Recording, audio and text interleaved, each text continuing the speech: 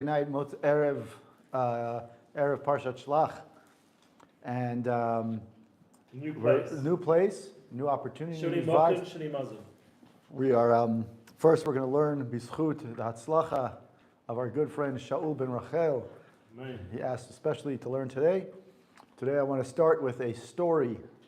We know that learning the Zera Shimshon and understand talking about the Zera Shimshon in and of itself is a segula. I want to tell a personal story of the Zera Shimshon today, and it's important to lagid b'boker chasdecha to tell the nisim. I'll call it a nes. It's almost a nes galui, but I'll call it close to a nes galui. In the last couple of months, around Purim time, the company that I work for announced that they are making cuts. They're making cuts, meaning they're not going to. Certain people are going to unfortunately be impacted by reductions. For 3 months, we didn't know what was going to happen. Mamash kacha. I'm just telling you the way it is. It happened yesterday. I told Charles yesterday. So for 3 months, we didn't know what was going on. We were all, I was davening. I'm the only frum person. The rest of the team are people who are basically not Jewish. There's a few Jews, but it's an international company. 108,000 people in the company. Okay, I'm the only person who works in this team in Israel. Okay, so I call, and then they make an announcement that the department that I work in, about a month ago, they said the department that I work on is going to be impacted. Last week they said we're going to make announcements. There was a lot of regulations and things. Last week they made announcements that we're going to have one-on-one calls with every person on the team, and everyone's going to know whether they were impacted or not privately, and then they can make larger announcements. As soon as I heard about this, I said, that's it. I'm going to learn extra Zera Shimshon. I promise you, this is what happened. This is mamish one-to-one what happened. I learned one extra thing a day. And I said, Bli neder, Hashem, I'm going to give a certain amount of money tzedakah to the Zera Shimshon and to tzedakah in general if I keep my job. If my job is, stays. The night before the big day, which was on Wednesday, which was yesterday. Yesterday was the one-on-one call with my boss. Yesterday, the day before on Tuesday, I said, Bli neder, Hashem, I'm giving money right now to Zera Shimshon. Online, give some money. And I said, B'zchut zeh, plus the money that I'm going to give. And the learning I do. And then I did some extra tehillim. And I took some extra, tefillos and whatever.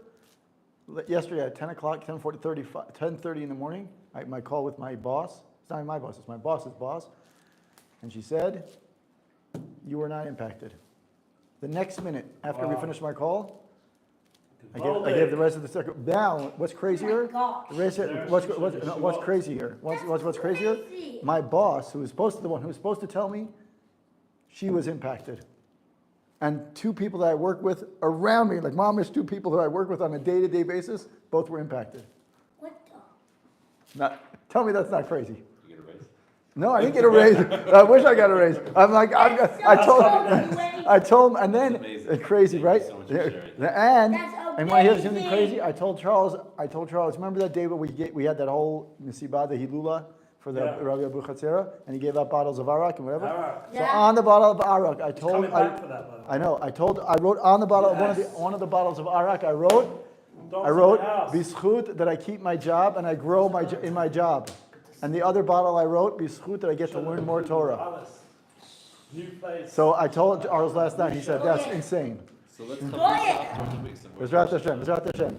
And yesterday, a chavruta that I had for 10 years. Yesterday, I was on the road.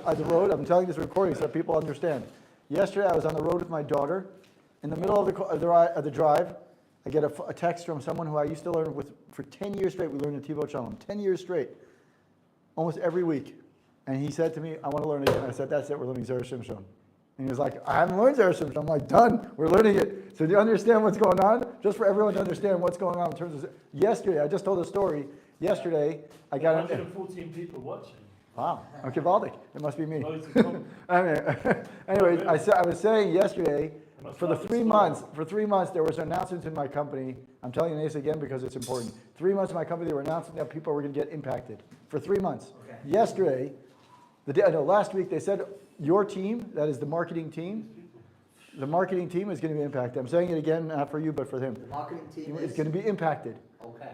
So as soon as I heard, they said next week you're going to have an announcement. That's this week. Yesterday they made it. So I said from last week I started saying b'zchut this. I added extra tefillot, extra tefillim, and then I said b'tnai. I pushed Hashem. I challenged Hashem. I said I'm going to give extra tzedakah to the Zera Shimshon. I'm going to learn extra Zera Shimshon in b'zchut zeh. So I said okay. So Wednesday 10:30 and then but Tuesday when I finally got the scheduled call. I gave some money to Zera Shimshon. I said b'zchut zeh. I pushed it, and then I said at 10:30, whatever happens, if I get to keep my job, I'm going to give a certain money. If I don't keep my job, I'll give a little bit less, right? At 10:30, my boss's boss calls, and she says you weren't impacted. As soon as I finished my call, I gave the money. Now, what's crazier? My boss is my boss. Oh no, my boss's boss. Why did my boss's boss call and not my boss? Because my boss is on vacation. My boss, the one who was supposed to tell me, she was impacted. Oh my What? And the other person, two other people from my team around me were impacted. Wow. Wow, that's It beautiful. is a Tov Hashem. And I was going back to the story with the bottle of arak, that remember Charles wrote, on the bottle of arak on the note. One of the bottles of arak is that I get to keep my job. How many bottles did you take home? I took 4. Yes. My man. Anyway, okay, so now that we can learn, now we told them a nace. I'm telling you, it's a story. I want people. It's very important. And Charles knows her. I told Charles as soon as it happened. I sent a message to him so you understand. Anyways, b'zchut zeh, I want to tell us a little bit of a joke because the joke introduces the story in the first piece of Torah. We're going to learn Jerush Bet, Parshat Shelach. For 6 minutes and 50 seconds, I was able to tell my own personal Zera Shimshon story. Okay, what's Okay. the joke? Now the joke is as Someone follows. asked us to accept clowns in your community, so I said only poor in general. Anyway. So our focus is love and learning miracles around. Okay, so now the story. There's a famous joke that many people, many Jews have heard. The question is, how famous is he? Ah, okay, that is a good question. The joke is as follows: there's a man standing at the top of a building, and there's a flood, and it's okay, yeah, it's fine. And the flood, and as the water is coming up, one of the firefighters or rescue workers comes to him and says, "You want me to help you?" He goes, "No, God will help me. God will save me." So then the water's getting higher up. Another, a boat comes and he goes, "No, God will save me," right? And then, the airplane comes or whatever jet comes, a helicopter comes and says, "No, it's okay. God will save me." Then, unfortunately, it doesn't happen. He gets to Shamayim and he says, "God, where were you?" He goes, "Who do you think sent the boat and the firefighter and the other things?" Right. Oh, okay, so now that's an important story, important introduction. I don't like to start with jokes, but because first of all, the Gemara says that maybe sometimes it's okay to start with jokes. Mila dibduchuta, right? But anyway, so it says like this. We know that unfortunately this story in this week's Parshat is very tragic, but it will start with something a little bit okay. So it goes like this: Vayotziu diba. It's Jerush Bet. Vayotziu dibat haaretz asher torub ota haaretz asher avanu ba latura ota eretz ochelet yoshvea. So that's the story when the spies come back from seeing Eretz Yisrael, whatever Yeah, they and saw, then- and And then then they say, not such nice things about like, it. guys, the grapes were dying. Exactly. There was a bunch of giants, I'm going to eat us. Put eggs to them. Exactly. Very good. You can't go Exactly. and tell a bunch of shtuyot and then a few guys. No. Yeah, Graldic. So our good friend, Told had that was in the spy. right, Told he you get to that. exactly. So in the Ovadia was right. He tells us the story of what happened, and his story goes as follows: the spies come back, and he said the spies tell him that the story is they say is the land that we went past, right? The land we went to is they're basically telling a lot of discouraging words to Am Yisrael. And what does Kalev do? Kalev says. Right, he says he says Alon Na'aleh. He says Alon Na'aleh, we will definitely conquer it. We'll definitely conquer it. At that point, what happens is the next thing the spies say is no. They say is they make an evil report about the land, and they say they discourage the people even more. So there's a point actually. I think it's the Chafetz Chaim. I believe it's the Chafetz Chaim who says the Chafetz Chaim says that moment when I think it's the Kalev, when Kalev says Alon Na'aleh, he actually gave the question is, before I start the Torah, why did Kalev get such bracha And Yoshua doesn't really get the bracha that Kalev Well, gets. he went to the Mount of Mechpelah, Right, first of all. The second thing is, when he says Alon Na'aleh, which means it means we will We shall ascend, we will ascend. ascend. We actually will do it. We'll be able to conquer it. Okay. Right? He actually gives them a moment of tshuva. They had an opportunity, a moment of tshuva. That's what, I think it's the Chafetz Chaim who says that this moment, when he said that, because what happened is he breaks up the conversation that they had. Right? In theory, what should have happened? What should have happened is they keep on talking. He got in there and he said, no, we'll do it. He squeezed in and said, Alon Ale. And by saying that, he gave them the opportunity to do tshuva. Yeah, And and everyone was like, let's do this, yeah, let's go. And so anyways, by doing that moment of tshuva, by giving them the opportunity, he gets the bracha that he gets. Anyway, It's a that's, big bracha. anyways, I think it's also a tricky game, because like, if he knows that they're so wild up the other side, right. it's a little bit like, don't tell halacha to somebody who you know. Right. Don't tell them when they're on their down. So now this is the point. I started with a little bit of a joke. I'll go back to the joke in a second. Anyway, so he says, "Vayotzi dibat haaretz asher taruba haaretz asher avarnu ba laturota eretz ochelet yoshveh." He says that the land that we passed through to spy it out is a land that devours its inhabitants. Kasheh. He says this is difficulty. We're learning Torah bet. He says bet. He said the spies' entire goal from the moment they left or they came back was what? To tell bad things about Eretz Yisrael. Why did they wait? Right? First they started with a nice basic story that said, yeah, we went through the land, we saw some fruits, blah, blah, blah. And then they have a pause, like one of those awkward pauses, cliffhanger, Kalev talks, and then they start talking about the derailing the whole thing, right? So the question is, why did they wait? If they really want to start with the bad news, just start with the bad news. They're saying the truth, but then them take the truth and added more words to it. To Right. make it So that's one sound answer. bad. That is definitely one of the answers. Is that they took the truth and they bent the truth a lot, and by bending the truth a little bit, that's exactly what caused people to misunderstand. So, so the question is, why did they wait till after Kalev? Well, talk. So that's the Zera Shimshon's question.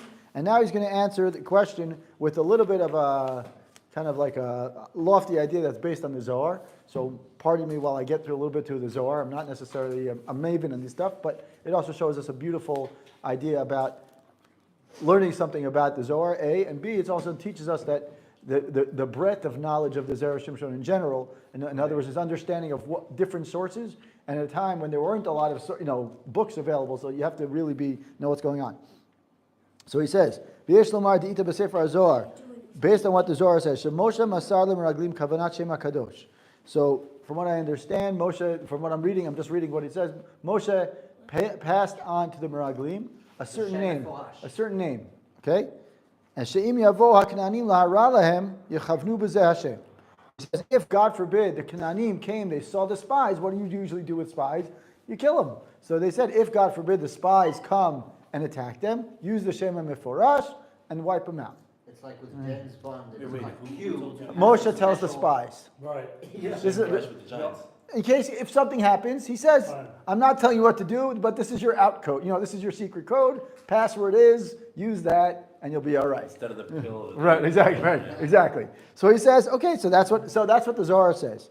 Now, he says, Yechavnu b'zeh Hashem v'lo yu micharim. Right? So he says, you'll have no fear as soon as I give you the name. Use the name when you need it. Right? But like what is the famous statement goes? The famous statement goes is, this message will explode in a few minutes, right? 30 seconds, right? So he says like this. So he goes, Masoret Shema Kadisha Masar Lon Moshe. That's the Zohar says that Moshe taught them a secret tradition of Hashem's holy name. Uviginei ishtezivu minayu. And through this, they were protected from the Canaanim. So based on this Zohar, the Zera Shimshon says the following. So he says that makes a profound read. It makes an absolutely interesting and fascinating way of understanding Kalev's words. So he says, "Umiata kasher shamu shekalev amar alo na'aleh v'yarashnu ota ki yachol." Right? If you look at the words alo na'aleh v'yarashnu ota ki yachol, which means, right, when we said we will surely ascend and conquer it, for we surely can do it. Right? What are the Sofei Tevot? Shem HaMeforash. Exactly. So he says, in which to find, right? So that the V'yarashnu ota ki is Yud K Vav K, but in reverse order. Klomar, bishchut Shem HaKadosh nitzol. Right? He says, Kalev said that we were saved from the Canaanim. How? Through the Shem HaMeforash that he gave us. It was obviously Kalev's words were deliberate. So he's saying is those words, what did he say? No, right. Those four, right. So those words are exactly the Shem HaMeforash, and therefore he says that's what allowed us to succeed. Now look what he says. And they were able to conquer, v'nuchalahem, therefore we'll be able to do what? Conquer the land.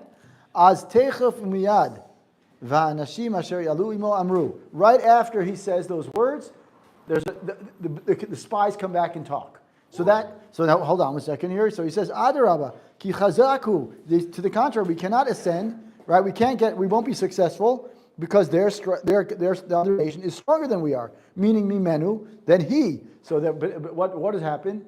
The spies misinterpreted the mimenu. Mimenu is not that they're stronger than us. We would interpret him. Who's him? Hashem. He's saying that they're saying they're stronger than him, Hashem. Right? The Gemara in Sota says, "Afilu ba'al habayit eino yachol lotzi kilav misham, de'im ita she'Hashem yeshelo lo yacholet, lama b'chol makom she'ayinu yocholchim haya meit nisiyam." So he's saying is that even the master of the world cannot remove his utensils, meaning that God, for what was happening, basically the Gemara in Sota, basically the spies were saying is even Hashem couldn't take out the spies, right? They couldn't take.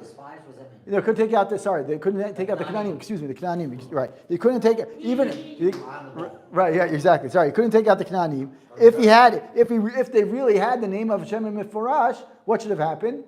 The Canaanim should have been abolished. Right, should have been if we really had that name. So what was going on? There was a. Weren't they burying their dead all day? So hold on. We're going to get to that in a second. Very good. So he says is. So what happens? The whole point is that exactly that. Why did the story break up? So the first part of the story, then Kalev comes in and says, he says, Nalev yarashnu otaki, which is the Yud Kei Vav Kei, the Safei Tevot, and he says that's what saved us. And the Meraglim come back and say, no. Ki yarashnu ki chazaku mimenu. That means what? That the Canaanim were stronger than the name of Hashem that you're trying to tell us that's what saved us. Based on what are they saying that? Based on the fact that we didn't see them die. They were looking for what? They were looking for a miracle. They're like, well, we went in. Like you said, what happened? Weren't they burying their dead all day? And what happened? They're like, well, no, we didn't see that. They're basically ignoring the fact that just happened, right? That's the joke. Exactly the joke. Is that right? Where's God? Wait a minute, I understand. And Kalev is like, don't you see God killing all these people and making them bury their dead so they don't? Exactly. That's exactly what he's saying.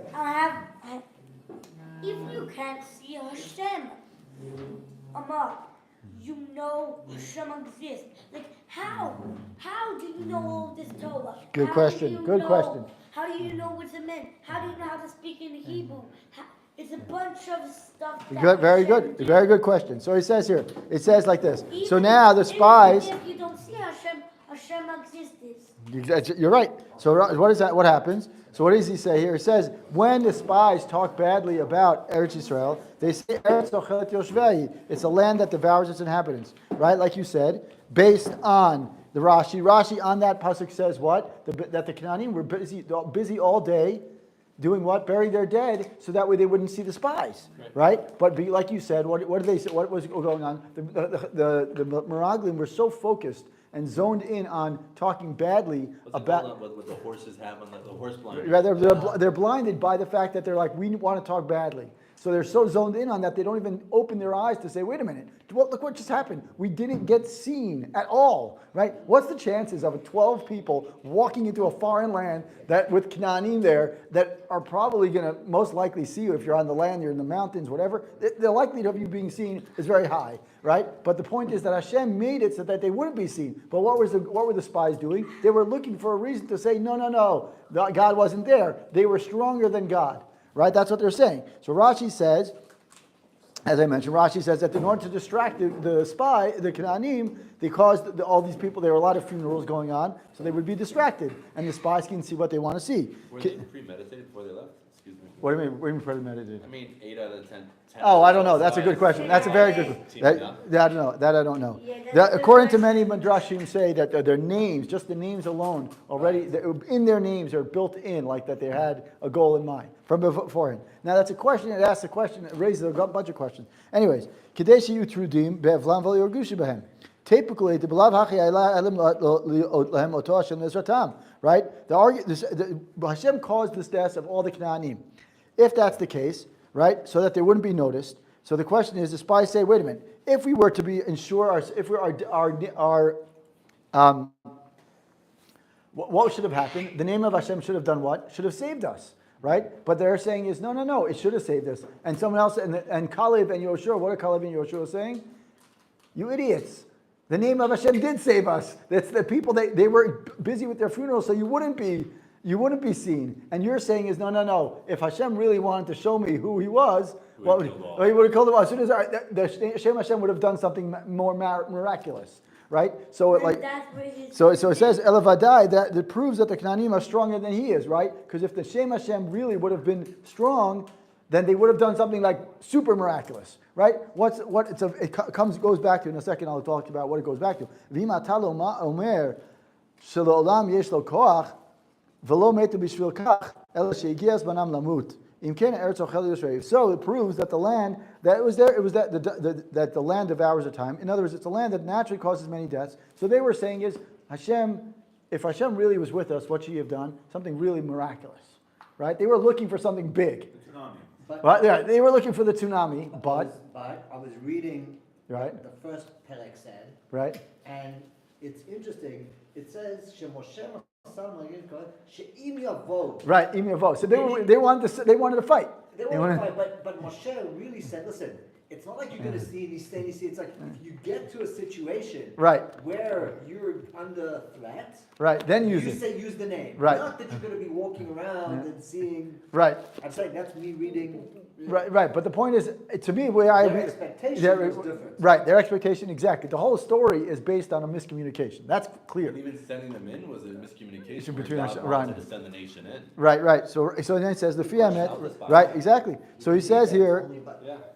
So, right, basically what happened is that they used the proof. So basically the same situation, these two people, the spies and Caleb and Yoshua, but use Caleb because Caleb is really the one who talks. Same situation.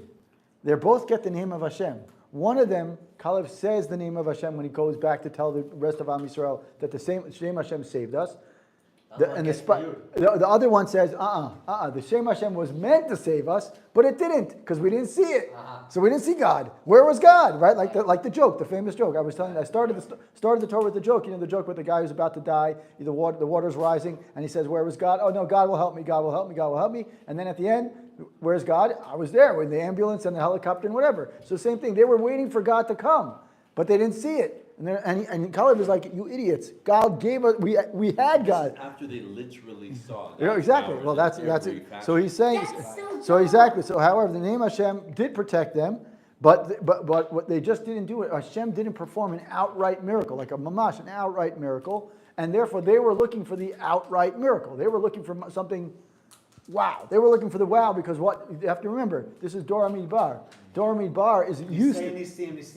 Right. And right, exactly. And therefore the next thing they see is we are going into a land that is not Nisei Nisim, the land that you have to work. And Hashem is telling them you have to work. But they're like, we're not used to that. We're used to Nisei Nisim. So we want to see that. And Caleb is like, we walked in with the Shem Hashem, and Hashem provided us, just did it in a more covert way so that we wouldn't necessarily, but the fact that 12 spies walk into a land and no one saw them should have been enough for them to be like, okay, we got this, right? But no, they came in looking at it saying is, this is not right.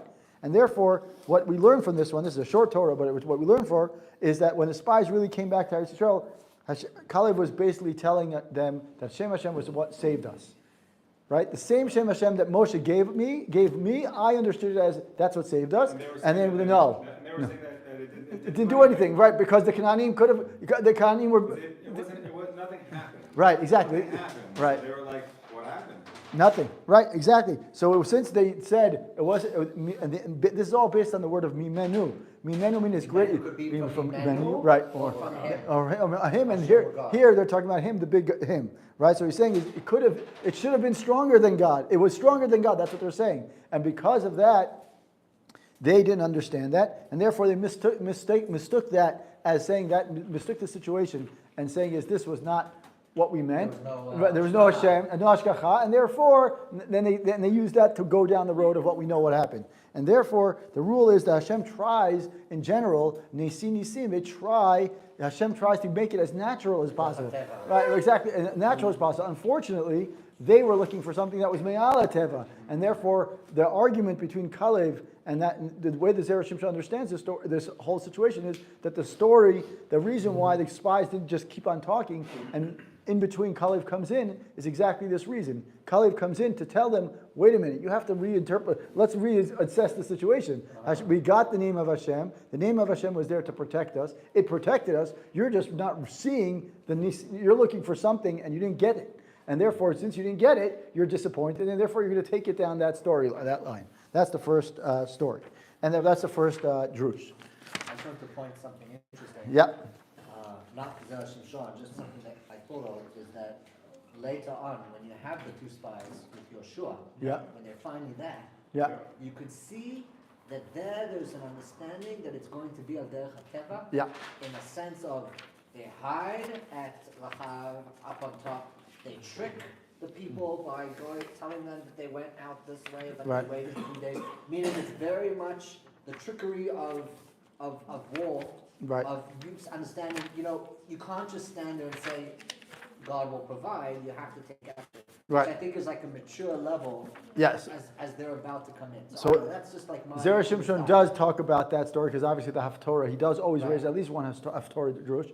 He mentions the Haftorah story later on Drush Zayin. He mentions the fact is, if you look at the way the words are, actually the storyline starts with, it says Vatit B'nei it's Vatit B'neim, which is what he, right? It starts with, Vatikacha Isha et Shnei Anashim Vatit B'no, single, and then it moves to plural. So the question is, why single and plural? There were two people there. We know there were two people. So he says that one of them was Eliyahu Pinchas. One of them was Pinchas, and Pinchas was already at the level of a malach, even though he wasn't officially considered a malach yet. But he doesn't talk about the situation that you mentioned. But you're right. By then they've learned their lesson already, and they're kind of making it a little bit more natural and more. They put it into like a framework. You can't just walk out there and say, I'm going to walk and everything's going to be okay. You have to come and... Right. So that was Drush 1. We'll take a break for a second for just a few seconds. You want to pause it? Yeah. Okay. So this. That's why. Yeah, exactly. I just want to pause that, so I don't want. Turn it around, but I don't want to turn it off. Okay, fine. I just also want to check You got a something. question and an answer. Yeah, go for it. Why did Moshe, the question is, why did Moshe, we're thinking, why did Moshe agree to this? The land is obviously good, God promised. Why would he send this person a cloud? So that's another question. There's many answers on that. It's the same question about saying, why did Shmuel agree to a king? When Right. They meant they shouldn't have been. Correct. So the daikon, according to you, your glass of Moshe's glass is not physical, but spiritual. Because there were different, connected the power koch of Eretz Yisrael, Zelu Mazeg is that. So There's the different types of tumah. So are we finding the Kanani tumah? so one of the answers. Are we finding this tumah? That's what he said. That's why he sent Gadol and the Dafka. Otherwise, you would send the biggest kind of soldiers. You send the biggest soldiers. Which one, the Torah or No, the main one. the main one? The story. The other question, the other answer that is that they had a different reason. The reason that they were told, or the reason that they told Moshe, they tricked Moshe. Moshe didn't want to necessarily send them right away. The Orach Chaim HaKadosh says that they did indeed. Their initial point of entry to talk to Moshe about it was that they were like, we want to go in there to find the gold that was being stored in the walls. So they made it a very innocent approach. These are the Gedolei Ador? No, he didn't tell necessarily that they were Gedolei Hador. He said they're not necessarily the fact that they're not wearing Gedolei Hador necessarily. They were the politicians of the door. They are politicians, so they know how to talk. See him.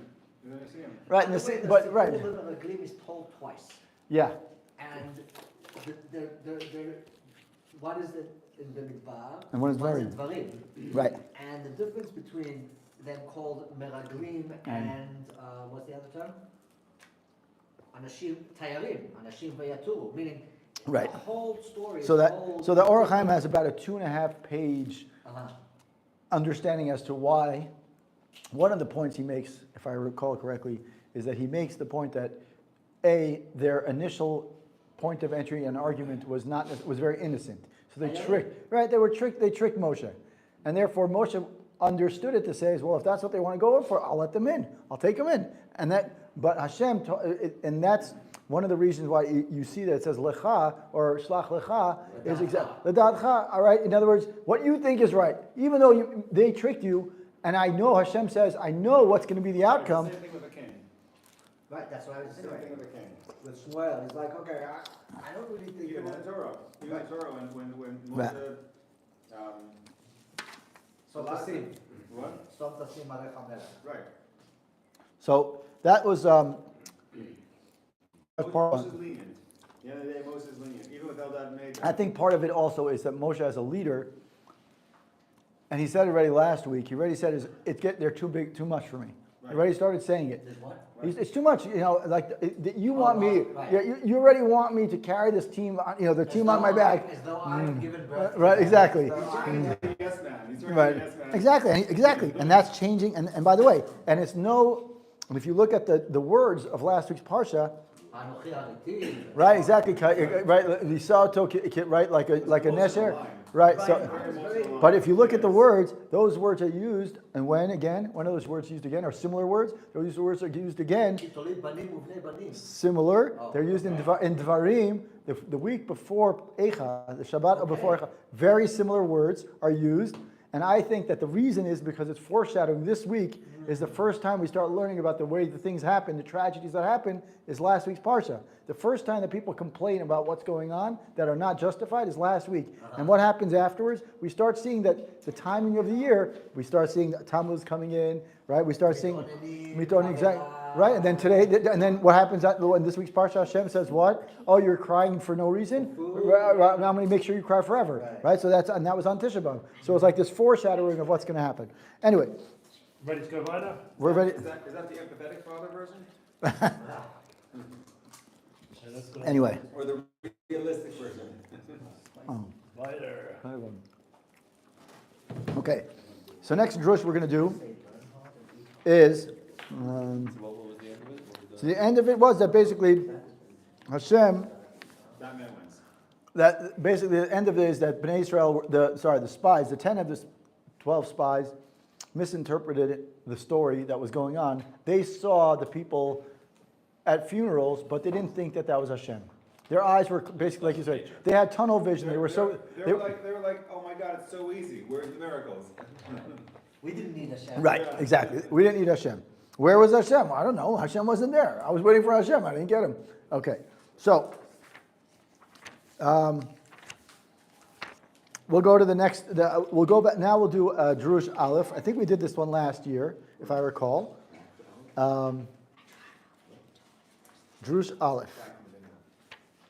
So this one is a little bit more. The Drush Aleph is a little bit longer. It's not that much longer, but it's a little bit longer. We'll go through this one. So the question is like this: the first parsha, the first part of this week's, the first aliyah. Excuse me. The first aliyah goes Vayikra Moshe leHoshea ben Nun Yehoshua, and said Moshe gives an extra name. He calls Yehoshua ben Nun. He calls him Yehoshua. Perush Rashi Yah Yoshiacha me'atzat meraglim. That's Rashi says based on the Midrash and also in Masechet Sotah. It says that Hashem Yud Kei should save you from the advice, or like the not so positive advice of the Meraglim. Now, already from that, what do we know? What can we understand from that? If the Midrash is if Rashi is saying that Midrash already now, that we already know then that their thought process was what? Was not necessarily positive. Right, it wasn't so positive, exactly. Because otherwise, why would you have to say what? Why would you have to say Hashem should protect you from the advice of the spies, right? Now, Moshe kind of understood that maybe there was something not so kosher going on. But let's put that aside for a second. But it's just important to know. Yeah. In the Aliyah Shana, that's the naming before they've even done anything. Yeah. Just mentioning the names of each tribe And Right. that's where it's added. So we don't even, it's like the name change happens before we know anything's happening. Exactly. Yeah. Yes. Yeah, exactly. The name change of That, the and that's exactly what, and that's what Rashi points out. And that already gives you some of the Mefarshim. What do they say? The Mefarshim already say that doesn't make sense. How did he know it was going to happen before it happened? Like, why would Moshe need to say, I'm protecting you now? Nothing happened yet. And you need protection? What is going on here? Sounds as though he knows. Right, exactly. So that's a good question. Anyway, that's not what for this part, but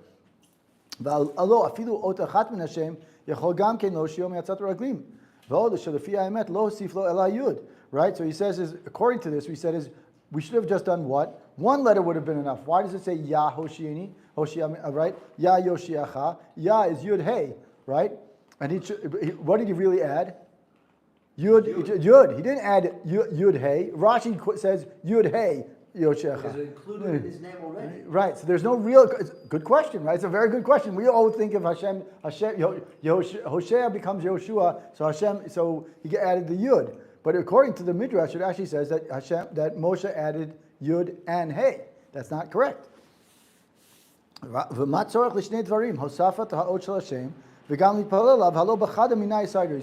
first Moshe says, Hashem should protect you.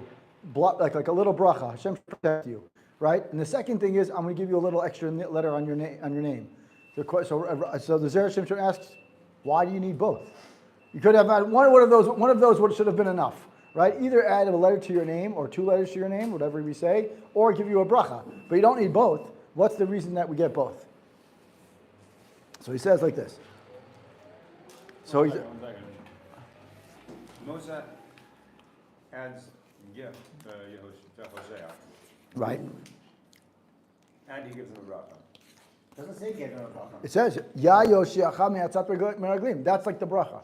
But it's kind of like when you do something and then you give the bracha. And you give a speech. It's like here's the yud and here's why. Right. But still, the way he interprets it. Like a birth speech. Yeah. And Right. So he says, according to Zera Shimshon, seems to say is the Yud Hey and to pray for him seems to be two separate things. That's the way I understand it. I mean, again. So he says, "V'yesh lomar tika b'sefer Azar." To make it harder. Right. To ask those That's questions. okay. Good. Ask question. Gershom also gives an explanation for the name. Right. Right. Right. So he says here. He said the Zera Shimshon starts his answer by saying, according to the Zohar, he says that the spies, right, al pasuk kulam anashim, that we know that's the first pasuk kulam anashim hema. Rashel b'nei Israel, they were leaders. Kulhu zakayin havu, the reishe d'Yisrael havu, about inun devaru legarmayu etabisha. Right. So he says like this. He says they were all leaders of the Jewish people. They were definitely people who had the merit, the zchut, to do what they were supposed to do. It says, but yet in some way, for some reason, they decided to create a plot, devise a plot that was not necessarily positive. Why did they devise this plot? Amai netalu etada. Why did they make this whole plot? Ela amri I ye'ilun Yisrael ara nitaber ana meheve reshin v'imane Moshe reshin achrinin daha ana zachin b'midbara lemeheve reshin abal ba'ar lo nizke. Wow, that's pretty intense. So the Zohar says basically is these people were not, like you said, the people were definitely leaders. So why did they start going to this whole crazy plot? Why did they make the plot twist? We were 10 feet about to cross the finish line, and they say, let's turn back around and go back around. So what's the point? Who picked these leaders? Moshe. Moshe picked it, right? So They weren't just, they were doling. Yeah, so They they were were- just like, you you're know, going to see him. Though. Right. like, you see him in the secular sense, like, the president of the shul. Right, no. So they, Wasn't there a lot? I don't remember hearing a lot of a story about a lot. Because but- there was, it's 12, no, you're right, that's something else. That's the Skenim. Man. The Skenim was a lot. Because Right. that was 70 and you had 2 tribes and only had The 5. Torah So, was and- the Nachla. Anyway, so the question is, if you have these leaders, if you have the leaders, so the question is, why did the leaders come up with this whole plot twist? So they say, the Zohar says that the reason why they did this is they said, wait a minute, if we get into Eretz Yisrael, then all of a sudden Moshe is going to pick new leaders. Because we're the Galut leaders. We're the leaders of the Midbar. We're not the leaders of Eretz Yisrael. So we have to somehow stall, right? The stall tactic, right? If I don't know what's going to happen, what do? I stall, right? So I come up with, they start creating this whole twist of a plot to avoid for Hashem, for avoid Bnei Israel going into Eretz Yisrael. Because they need Bnei Israel to stay in the Midbar, because that's where they can lead. So what does that really come under be? It's base Gaiva, exactly. It's all about Gaiva. And then he's going to go into this in a second. But then he says like this, right? As soon as, if we'll be removed from being leaders, that's what the Zohar says, and Moshe will appoint new leaders, and therefore what? For in the Midbar, we have the merit of being the leaders. But in Eretz Yisrael, we're not going to have that, and therefore what? We're going to basically see is that we're going to lose our spot, and therefore we want to stay leaders, right? Every good politician wants to stay in their spot. So if that's the case, what do? We have to create a situation. We have to twist. What? Yeah, but don't need us to. Right. We have to keep the situation in our favor, right? We have to be in our favor, not turn it around for them for us to lose their position, right? Because what happens to politicians who lose their spot? They become irrelevant, and then for what happens? Nothing. They lose their spot. So the whole thing here right now, so far, it's very selfish. V'ho'il, right? Oh, sorry. V'katvu mekubalim. Now the mekubalim have written. This is in the Rav Chaim Vital says, "Sheshem Yud Hey eno sheresh al balei gava." The Shem Yud Hey does not reside upon people who are arrogant. The gava b'gematria Yud Hey. Yud Hey and gava are actually the same exact gematria, and therefore he says that Gaiva is Yud Hey is kind of like above Gaiva. It's stronger. It's the opposite. Yeah, it's the opposite. Right. Gaiva and Yud Hey are the opposites of each other. Exactly. The alter ego. Very good. It's the kryptonite, if you will. It's the kryptonite of Gaiva. Exactly. So he says Ho'il. He says Ve'ho'il sha'elu anashim chatu michmat gava shenityaru she'aviru mehem agdula liot rashim. So since we now know that the main sin of the 10 tribes, 10 out of the 12 was Gaiva, right? And they were scared that what's going to happen? They were scared that they were going to lose their position. The name of Hashem could not reside upon them, right? To save them. Mishum hachi l'ramoz al zeh hosif ot echat me'Hashem v'nistarfa im ot rishona shel Hosea shehi hey ve'amar ya Hosheacha. כלומר, ראוי הוא שהשם יושיעך, לפי שהיה עניו, כדי שלא יחטוא כמוהם. וזו אינה תפילה ממש, אלא שנראית כמו תפילה, ובאמת אינה אלא טענה בהכרח כדי לקבל עזרה מקודש. We were saying exactly. In other words, it wasn't really a tefillah, right? The way Zera Shimshon interprets it originally is that it's some sort of tefillah. And he says, no. The hey was there already. The yud, Moshe actually added just one letter. And the whole point is that the Yud and the Hey from Hoshea's name originally together, Kilu will counterbalance the Ga'ava that these spies had. And therefore he's saying is that it wasn't really a bracha, it was rather kind of interpreting or explaining, instilling, like you said, like the bris speech, right? It's like, Back to what we're saying. Exactly, he literally says that.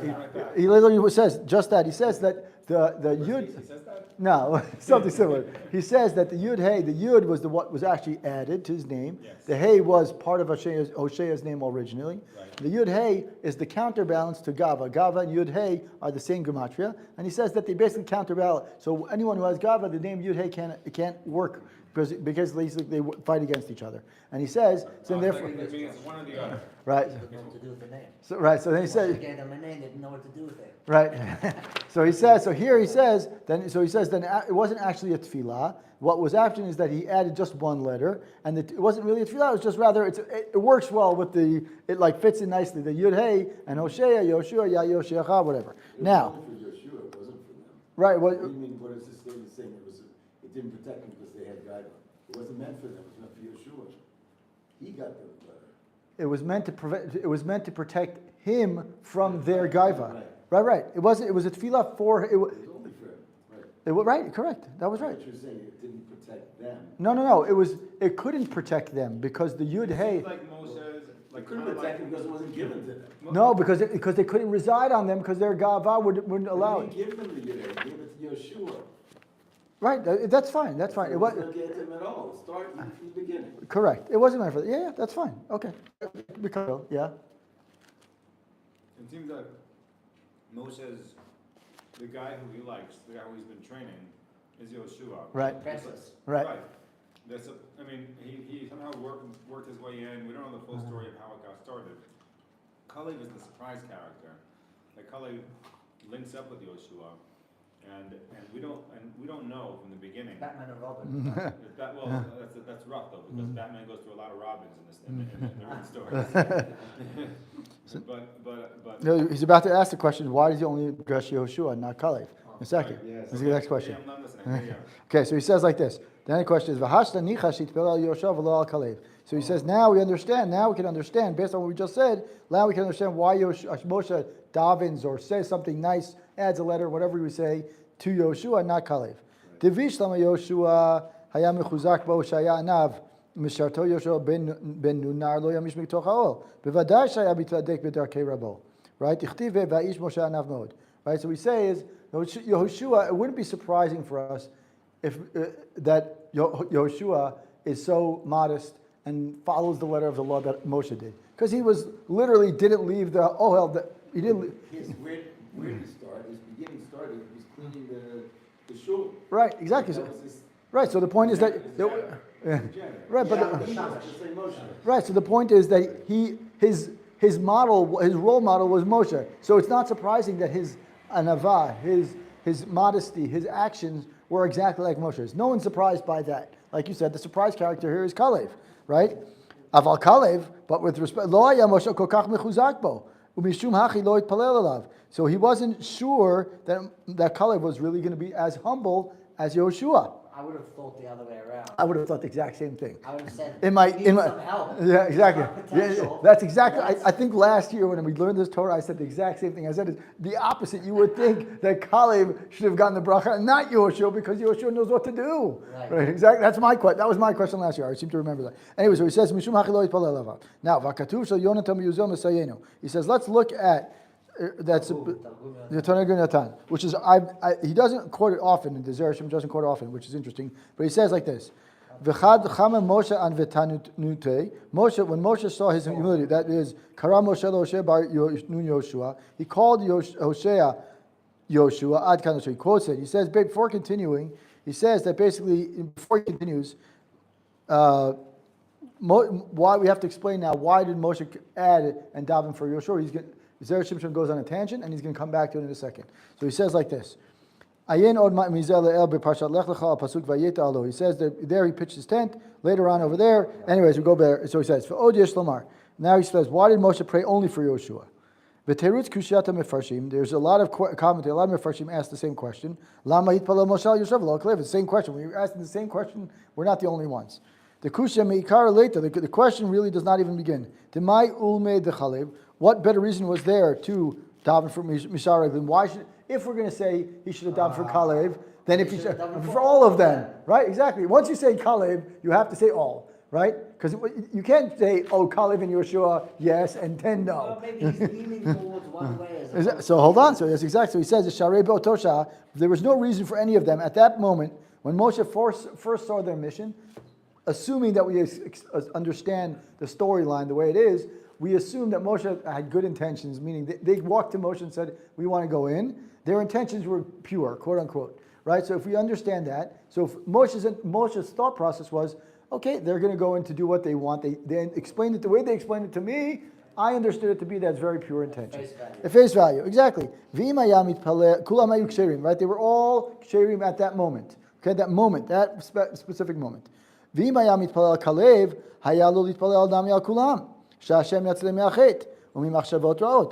Had he davened for Kalev at that moment, he should have done what? Davened for all of them, that they would come back with positive results. Now that's a good question also. Why didn't Moshe daven for all of them? Right? That should have been the question also. That's a good question, but that doesn't get answered here. Right? So he says he should have prayed for all of them. Right? We rewind a second. What? He gives in to Yoshua. What do you mean he prayed for Kalev? He didn't pray for Kalev. That's the point. Is why didn't he? The question is why did he say yes to? Why did you give a bracha to Yoshua and not to Kalev? Give him the whole thing. Right, he gives this whole speech, this whole nice thing. Okay, that's nice, but what about everyone else? And what about Kalev, who also Kalev is, like you said, is this surprise fact, unsung hero. We don't understand what's going on. So if he's going to daven for Yoshua, he should daven for Kalev too. But at the very least. And he says, well, at the beginning, he doesn't daven for all of them because originally Moshe's thought process was that their intentions were pure. So therefore, There's no need. there's no need. Exactly. But then why do you for Yoshua? Okay, hold on. He's going to go back. So he says like this. So he says like this. The kind of he says, this kind of prayer was not really usually appropriate. Moshe היה מתיירא, פן כולם או רובם או מקצתם יתהפכו להרע, ולחלב נמי אפשר שיהיה מקומם. So בעיני משה היו אז כולם כשרים, דאילאו הכי לא היה שולחם כלל. Right? So he says why is this kind of tefillah not appropriate? He says that every person has free will. Every person has free will, right? Every person has the ability to and desire, right? And indeed at this moment, right, he said that all of them, or most of them, or some of them even, he says, is they might turn evil. And also it could be that maybe Kalev would have done too. So he didn't want to give a bracha, and all of a sudden they're going to be like, why do you need to daven for us? We're pure. In other words, he's saying is that if Moshe starts davening for them, what are they going to understand it to be? They're going to be like, wait a minute, Moshe, you don't trust us? Right? Do you understand the question? He's kind of saying like what the Zera Shimshon is saying is privately. Right, privately, sure, but again, had you daven privately, then the Chumash wouldn't tell us anyways, right? It's only if it's davening publicly. So he's basically saying at this point, right? We understand the way I understand what he's saying is that had he made a comment of like, you guys should all be okay, let's daven together, like whatever, they would have said, "Is Moshe, we got this." Like they would have said, "Moshe, what? You don't trust us?" Right? Like, why are you telling us, giving us the warning before, and you don't trust us? So at the moment before they get sent out, before they go out, it's like the teenagers who are about to go on a trip, and their parents tell them, "Be on your best behavior." What happens when the parents turn around? What happens? The kids go out and party, and they're like, "Yeah, we're free," right? Same thing. Like Moshe sees them and says, "Okay, their intentions are good, so therefore I trust them," right? But right, of course they have free will to do what they want, but I can't. I'm not going to give out this whole thing. So he says, he did not say, in other words, yes, he might be concerned that they might be not necessarily the most positive, but outside of Safek, רצה לתמוך ידי יהושע בתפילה ניצחת שמן השמיים לא ינחל להיות ניסת בעצתם אם יבואו בכלל עצה רעה הואיל שהיה עניו כנזכר. But since he was so humble and deserving of such special bracha, Moshe felt that it was appropriate to give a bracha only to Yoshua and not to everyone. His humility basically warranted his bracha that was above and beyond everyone else. The other 11, Moshe says, there's a chance that my bracha might not even go on them because what's going to happen? They have the free will to turn on it. So why should I didn't say why, but he says, I'm most concerned about Yoshua's humility. And his humility could be a strength. It could also be a weakness. Right? The weakness is that if you're so humble, you may get pulled along, right? You may get dragged along, or you're so humble you won't say anything, but you'll find the right moment to do some sort of action. That's why Moshe says, "Okay, I'm going to give you." It could also be that Moshe noticed that if you kind of what you said beforehand, that if you thought that there's any chance that his tefillah will work, Right. it's dafka on Yoshua because he's so anav. Right. So he wouldn't misunderstand the interpretation of tefillah. Right. Like you said about Exactly right. So he says like this. Now that's one answer. One second. Yeah. They were all leaders except for Kalev and Yeshua, right? Wow. They were all leaders. Yes. Yeah. They were all leaders. Yeah. Who was Kalev? Where did he come from? No, he was also a leader. Kalev was also a leader. Okay, so I have to tell you. Simply, think about it. He's your protege. Right. Setting him out to the ring with all this gadol. You gotta give him some chizuk. Kalev or Yoshua? Yoshua. Yeah, it's exactly what he's saying. Is exactly that. He says, you of all people, Yoshua, you need the chizuk the most. Because you're an honor, but also you shouldn't because think that they're so great and then you're an honor, but you're gonna follow them. You need chizuk. Right.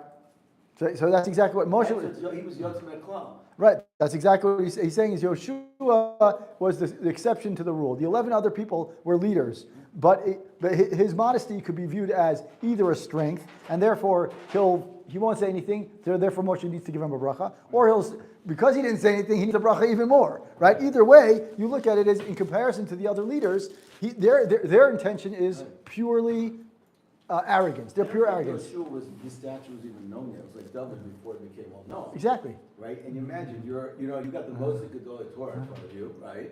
And you walk in. And even and though what you're are you gonna do? Like, okay, whatever you say, right? Right.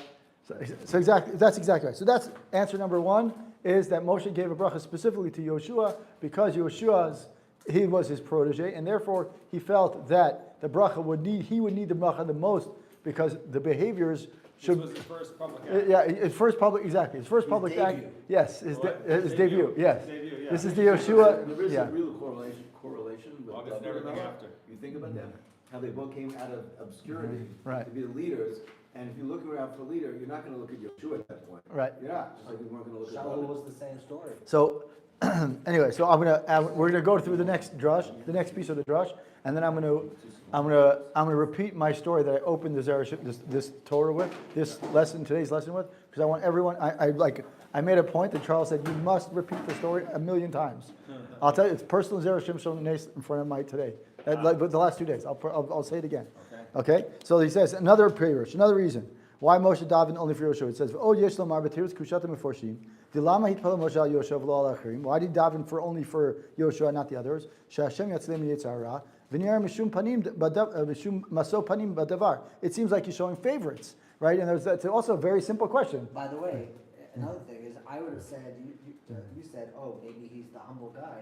I would say, who's this Yoshua who's been with Moshe until now, been his sidekick, so to speak, Right. and maybe he's got extra favoritism with Moshe. That's exactly what he's saying. He's asking the question. He says it doesn't make And sense. he does. He does. He does have it, but he questions why daven from him. If you're davening from him, you're even showing more favoritism. Exactly. It's more of it's not necessarily the positive thing. So he says, "Is Dita B'Sefer Zera Berach." Zera Berach is a 1600, 1700 We've had Mefarish. him a few times. Yeah, he mentions it. It seems to be like he was like that was he like. enlightened or anti-enlightened? No, he's definitely anti-enlightened, but he was around the same time as the Zera Shimshon, definitely. Darkened. Yeah, L'Shem Ha'ari, and he says, he quotes the Ari HaKadosh, he says, so he says, The real light. yeah, he says, "Atabich nisatam la'aretz, atzar Kadosh Baruch Hu sheitaber be'elu yud bet nisim nishmat yud bet shvatim, k'dei letaken otam lo yichtu." So he says, now again, I don't get everything about what's going on in the Zohar or Kabbalah, but he says is that when they entered Eretz Yisrael to go spy the land, Hashem wanted that the souls, the 12 tribes, the 12 Nisim could kind of basically do is move into the lives of these 12 of the 12 tribes. encapsulate. Yeah, encapsulate the 12. In other words, the 12 Nisim should kind of follow suit or follow in the footsteps of the 12 tribes. Kilu l'takein k'tzat of what they v'lo yichatu. In other words, so that way they would not sin that they did in the past. What did the 12 tribes do? We know that there was the Fachod Michirat Yosef is one that we know about. Brothers. Right. So they're saying these 12 tribes sinned. So now these 12 Nisim we're supposed to do is take the role of the 12 and kind of correct that which happened in the past. Sin of the brothers. Yeah, well, I don't like to use that word, but yes, we'll use those words. There's an obvious reason why They not. came up with it in the first place. Exactly. So they would not sin, and as it did. Im kol zeh lo ho'il klum. Omnam Levi nitgalgel b'Yoshua. So he says Levi moved in. According to this, Levi goes into Yoshua. Now, how does he get to that? I don't know. I didn't follow. One second. Levi of the 12 tribes. The tribes become the avatar of the brothers. Correct. And Levi goes. Yoshua goes into Levi. correct. Levi. Yoshua. Correct. goes to Levi. Levi. Correct. Okay. Levi, who's- Even though Yoshua was from Shevet, Binyam. meaning like Yoshua. Shevet. Benjamin. Menashe, Menashe. Yoshua bin Nun. Yoshua. fine. I think it's Ephraim. I think Ephraim. I'm not looking at the Pesukim right now. Fine. I believe so. Anyways, the point is that he goes into Levi. Now, how does it? That's again. This is based Well, on. he's staying with the original message, and I mean he's not trying to overthrow Moses' intention the way that Levi kind of comes to overthrow his father's intentions. Right, and that right, On a exactly. couple of- on a couple of occasions. Exactly. So he says here, Kevan sheis, since they had no portion. So he says, Kevan ki shevet Levi lo shalach meragel. The tribe of Levi itself did not send a spy. Kevan she'en lo chilek. Since Because they were Kohanim. right, they were Levim or Kohanim. But either way, Shevet Levi doesn't have a portion of land, and therefore Yoshua. The Who- public servants. Exactly, and so Yoshua takes the role of the public servant who has no spot, no role, meaning it's like 11 and 1, because and therefore, Yosef's Menashe and Ephraim, right, one of them replaces Levi. exactly. So that's exactly like he gets to that. He doesn't mention it here, but a different one. He says here like this, Adkan. So he says here, like, oh, here you go. He does say it. He says the Zera Berach there explains, and in this, even though we didn't get to it, but he mentions it here. He says Zera Berach explains that the tribe of Yosef was represented by Gadi ben Susi from Menashe, whereas the tribe of Levi was not represented by any spy, right? And therefore, the soul of Levi therefore kind of moves into Yoshua of the tribe of Ephraim, the second son of Yosef, exactly what you said, and thus sent as Moshe's personal messenger to represent the tribe of Levi. Wow. Therefore, me'ata ho'il shenishmat Levi hayta rosh shivto shel Moshe Rabbeinu shel alav shalom Shapir avad liot makpid alav yoter me'alachrim v'leika masok panim klal mipnei she'atahu davar nogei al atzmo. In other words, Levi and Yoshua, who corresponds to him, were coming basically representing Moshe. And since Moshe is, it's not favoritism, it's for me. It's not because I prefer you. You're representing me here. I need This is you. a Rebbe and this is his Talmud. Right. So The Rebbe's Talmud is going to be a shliach. Moshe, from the Rebbe. as a tribe of Levi, doesn't go out. Right. He doesn't go out as one of the spies. Correct. But he allows his soul to transmigrate into Ephraim. Right. And as represented by Yoshua, and that's kind of like Right. So I'm going to end this just the way I started because we're about to finish. So I'm going to end just the way I started. I start with the story of what happened in the last 3 months. So you can understand that Zera Shimshon literally, for those people who don't believe it, it happened to me personally. I'm going to say it again. So 3 months ago, with where I work, they were announcing budget cuts, and therefore people were going to be called what they called redundant cuts. Okay. So 3 months ago, we didn't know what was going on. There was very unclear on Purim time. I added davening, whatever. Right. Nothing happened. Pesach time, nothing happened. Right. Okay. A month ago, right after Pesach, they said, okay, we now can make announcements. In a few weeks, we're going to tell you which departments are going to get impacted. Okay, fine. A week ago, they say, okay, the marketing department will be impacted. There will be impact, and we're going to have one-on-one. That's one of the department I work in. We're going to have one-on-one meetings with every person, and whoever was impacted will, but no one-on-one. So as soon as I knew this was 1 week, a week ago, I said, Li Neder, I'm going to give tzedakah, extra tzedakah, if my job is intact, and I'm going to learn extra Zera Shimshon, and et cetera, et cetera. The day before the call, I got invited to a meeting, a one-on-one meeting with my boss's boss, and it's important that I say my boss's boss, and not my direct boss. So my boss's boss, no, I'll tell you why it's even more impactful in a second. Yeah. So my boss's boss, she says, okay, Wednesday at 10:30, you have a meeting with me. And I was really nervous, mamish nervous, and I said, okay, I'm going to give tzedakah before. As soon as I got the meeting, I said, I'm going to give tzedakah now, b'zchut, that whatever, and I'm going to give an extra amount of money, not a small amount, then bli neder if I get the right, the positive results. You did b'zchut the Zera Shimshon? And I said, I'm going to learn extra Zera Shimshon. And I said, The tzedakah wasn't b'zchut. No, I said, I'm going to learn extra Zera Shimshon, and I'm going to give tzedakah. Yeah. Okay. Then on Wednesday at 10:30, I get a call. She says, you were not impacted. As soon as I finished the call with her, I gave the amount, or almost the full amount. I gave almost the full amount of money, and then I was mashlim almost all of it yesterday at night. So why did I say it was my boss's boss? Because my boss was impacted. Wow. She's on vacation. Last week she went on vacation. She was impacted. And the 2 other people in my team were also impacted by it. So I was like, yeah, that's nisim. Like mom was like, I was like, there's. I don't know. There was no. That's exactly. We're a team of. I'm a team of 7. Like we are like it's like I work on multiple teams. Each one of the teams had one person impacted, but not me. In other words, like I work with different people for different projects. Every one of those teams had someone impacted, but not me. Do they see how you work? I don't know. I asked, is there like a rhyme or reason? They're like, well, this team we had to have, from this region, this amount of people had to be cut.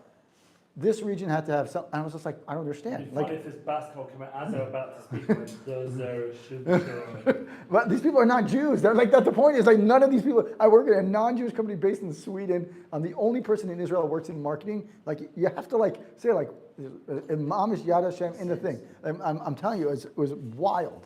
Like I told it. Company based in Sweden? Yeah, I work for a Swedish tech company. Yeah. Wow. Hi. Anyway, Baruch Adonai Olam Amen v'Amen. Wow. What are your hours? Generally about 10 in the morning till about 5:30, 6 in the evening. And then he finishes Zera Shimshon, he goes to work. He still does that. Yeah. What? It's you. Let's not talk. He does that.